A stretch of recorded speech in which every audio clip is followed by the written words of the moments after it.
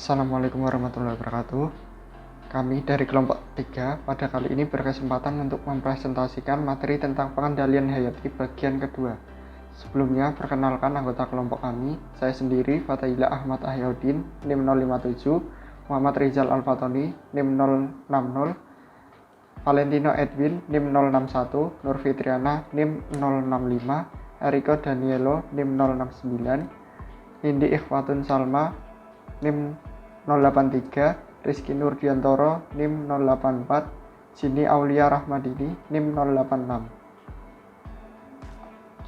Pada materi pengendalian hayati bagian kedua ini, ada dua materi, yaitu yang pertama, pengelolaan dalam pengendalian hayati, dan yang kedua, peranan pengendalian hayati dalam PHT. Yang pertama, yaitu pengelolaan dalam pengendalian hayati. Ada 3 hal dasar pendekatan yang digunakan dalam pengendalian hayati, yaitu konservasi dan peningkatan musuh alami, augmentasi populasi musuh alami, dan introduksi musuh alami. Konservasi dan peningkatan musuh alami, yaitu melindungi dan mempertinggi populasi musuh alami yang dapat digunakan sebagai pengendali hama.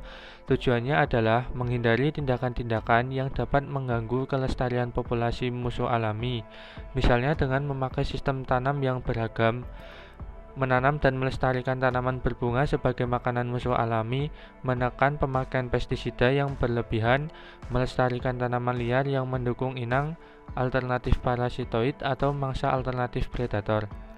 Berikut merupakan contoh penanaman bunga refugia yang berfungsi menyediakan makanan bagi musuh alami.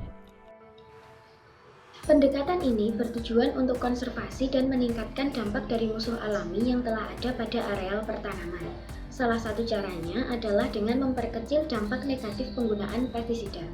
Beberapa tindakan untuk mengurangi dampak penggunaan pestisida terhadap musuh alami adalah yang pertama, menyemprot hanya jika diperlukan saja. Yang kedua, melakukan pemantauan populasi hama. Yang ketiga, menghindari kontak antara musuh alami dengan pestisida. Yang keempat, memilih insektisida yang tepat. Yang kelima, melakukan pengujian efikasi pestisida.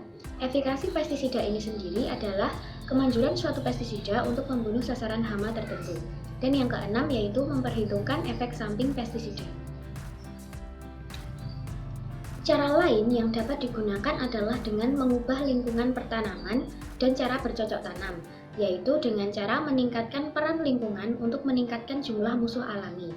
Adapun pendekatan yang dapat dilakukan adalah yang pertama, mengubah lingkungan pertanaman. Yang kedua, mengubah tata cara praktik budidaya. Lalu yang kedua ada augmentasi populasi musuh alami. Teknik augmentasi adalah upaya peningkatan jumlah dan pengaruh musuh alami yang sebelumnya telah berfungsi di ekosistem tersebut, baik dengan cara pelepasan sejumlah tambahan baru maupun dengan cara memodifikasi ekosistem sedemikian rupa sehingga jumlah dan kemampusan musuh alami dapat ditingkatkan. Pelepasan secara augmentasi ini akan berhasil bila dilakukan secara periodik. Ada 3 cara pelepasan secara periodik, yaitu yang pertama pelepasan secara inokulatif atau pelepasan yang dilakukan 1 kali dalam 1 musim atau dalam 1 tahun. Lalu yang kedua ada pelepasan suplemen, dilakukan setelah kegiatan sampling diketahui populasi hama mulai meninggalkan populasi musuh alaminya. Lalu yang ketiga pelepasan inundatif atau pelepasan massal. Pelepasan ini diharapkan agar individu musuh alami yang dilepas secara sekaligus dapat menurunkan populasi hama secara cepat. Ada 2 cara augmentasi. Yang pertama, pelepasan inundatif parasitoid, dan yang kedua, memanipulasi atau memodifikasi ekosistem. Pelepasan inundatif parasitoid sering disebut penggunaan insektisida biologi karena musuh alami diharapkan dapat bekerja secepat insektisida kimia dalam penurunan populasi hama. Sedangkan memanipulasi atau memodifikasi ekosistem dilakukan agar ekosistem tersebut lebih mendorong peningkatan populasi dan efektivitas serta efisiensi musuh alami. Introduksi musuh alami. Introduksi musuh alami adalah menambah atau memasukkan populasi musuh alami yang digunakan dalam jumlah banyak yang telah dilakukan perbanyakan di laboratorium untuk pengendali baik sebagai parasitoid, predator maupun patogen. Menurut Untung 2006, ada beberapa langkah yang dapat ditempuh untuk melakukan introduksi musuh alami pada suatu tempat, yaitu 1. Penjelajahan atau eksplorasi di negeri asal. 2. Pengiriman parasitoid dan predator dari negeri asal. 3. Karantina parasitoid dan predator yang diimpor di dalam negeri. 4. Perbanyakan parasitoid dan predator di laboratorium. 5.